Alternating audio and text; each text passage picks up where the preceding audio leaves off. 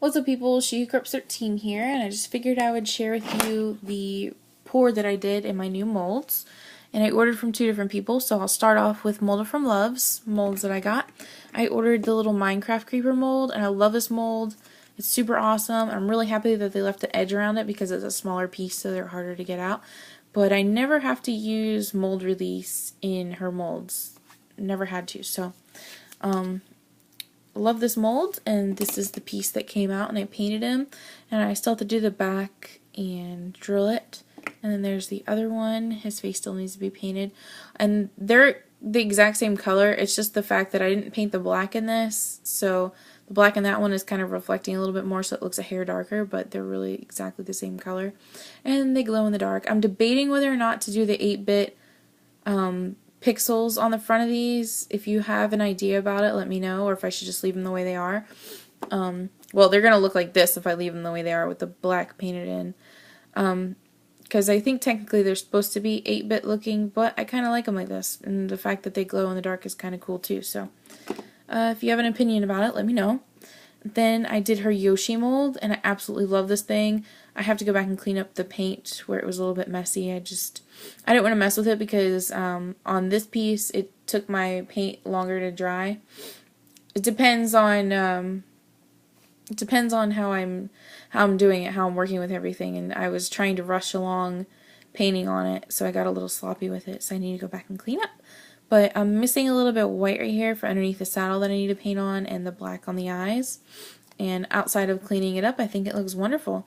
I did 16 layers on the boots, 5 on the soles, I think 8 on the white, 4 on the red, I think it was another 5 for the hair, and I think 3 for the eyes because they were a smaller section. But and when I say layers, like I would paint it and let it dry and come back and paint it and let it dry, because on certain pieces, and it has nothing to do with the mold or the piece, I think it's just the way that I paint. On certain pieces that I paint, if I rush it along, I will actually drag the paint away from a certain section on the resin, and it screws it all up. So letting it dry is like my big thing, because if I don't let it dry, I'll screw it up. And you can tell I've been painting everything today. I've got paint under my nails, on my nails, missing off my nails. So moving right along, I did the Hatchet Girl, and this is the first one I did, and I glazed her. Had a little bit of an overpour and accident on the back. The cool thing is I work on this neat silicone mat, so it doesn't leak away from it. It just goes underneath it, so it's kind of like it domes it, but it's rough, and I don't like that, so I'm going to have to try and dome it to where it reaches this section. It's a little hard to do that, but I'm kind of used to doing it by now, so there we are. And if I don't like how it comes out, I own the mold, so I can do it again, like I did this one right here. And I haven't glazed this one yet, but I had extra of this color left over whenever I did the pour. I tried to match the first pour I did because I was doing a pair of earrings, and I had a lot of it left over, so I just re-poured it in there. And I had extra, so I did a heart. Really like that. I gotta find something cute to put on it because I really like the colors. They're cute.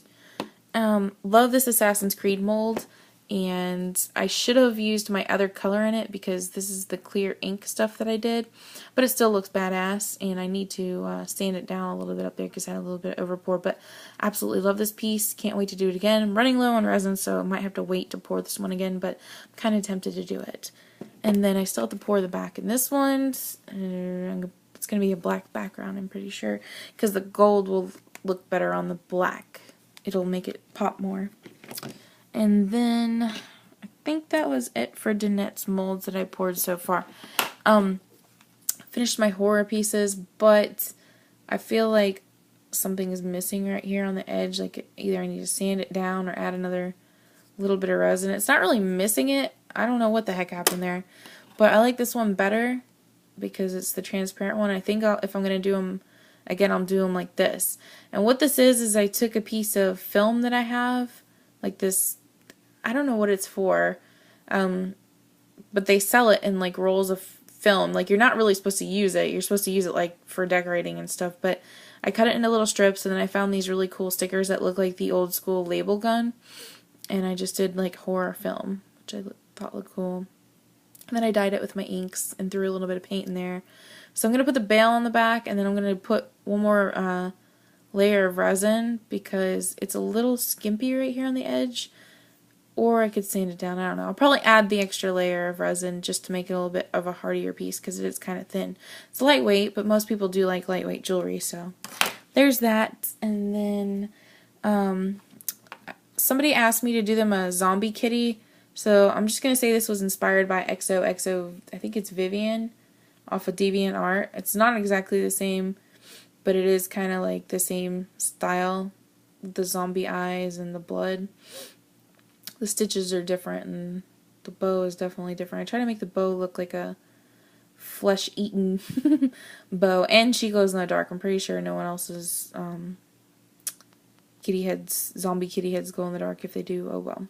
But this was somebody that I know asked me to do this. It's not like I'm trying to design it to sell it. She just asked me to make her one, so I did. But I think it came out really cool. Really, really like how the bow came out. It looks all freaky-like. But anyway, moving right along onto the next mold maker. This was Rockstar Hottie 2's mold. And this mold I actually... Oop, got a hair on it. But this mold came from Rockstar Hottie 2. Really like this one as opposed to her other molds because the inside of it's really shiny, so therefore the piece came out shiny. It is kind of thin, so I would recommend maybe making the piece a little bit thicker because it is still a little bit bendy. But everything aside from that, I really, really like how it came out. And then the other molds, they're not shiny on the inside. They're like a matte, but they look really nice and flat. There's like no watermark because it's not shiny, I'm guessing. But it looks really cool. And then I did this one. I'm going to paint this one with like really cool designs on it. And again, there's like no watermarks on this thing at all. It just looks like, it almost looks like a cloth over top of it or something. I can't really tell. But this piece came out really nice. I had a little bit harder time getting these pieces out of the mold, to be honest, but I did eventually get them out.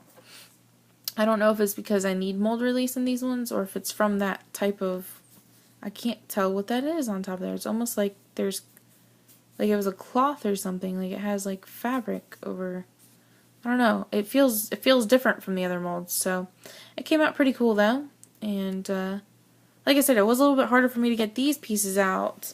The ones that look like it has the cloth over top of it as opposed to the shiny one. The shiny one came right out.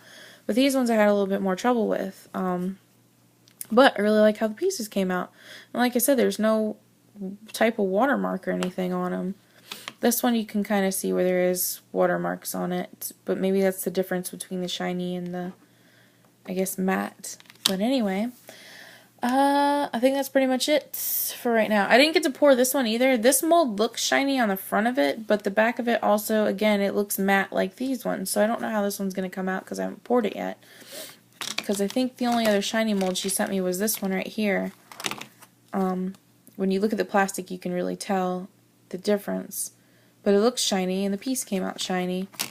But it has the watermarks, and then this one looks shiny on the front, but it looks dull on the inside, and then it looks like this type of fabric dealio. I don't know. Pretty neat, though. I was kind of surprised by that. Also, I got Lady Jarhead's mold in the mail. I purchased one from Lady Jarhead of her silicone mold, and I got the Cheshire Cat because my mom loves the Cheshire, so I'm going to make her something for Father's Day, as messed up as that sounds. It's an inside joke, but, I'm picking on my dad because I haven't really spoke to him in a while and he's kind of ignoring me, so I'm going to make her something for Father's Day instead of him. But I can't wait to try this out. I have some really cool ideas for the detail in it. I don't know if you can tell it on camera. I keep trying to move it side to side so you can see that. But there are like a million little hairs detail in here that I can't wait to try. So, I don't know what else I'm talking about right now. I think that's pretty much it. Go check out my giveaway on Facebook if you haven't already. I'm doing one, so go check that out. Thanks for watching, guys. Bye.